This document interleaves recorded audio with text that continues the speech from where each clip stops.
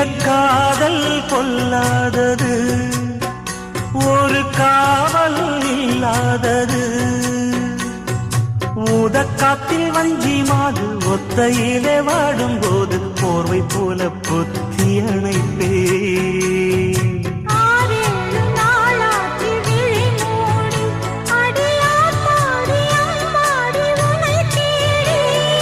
நீதானே மானே என் இளைஞர்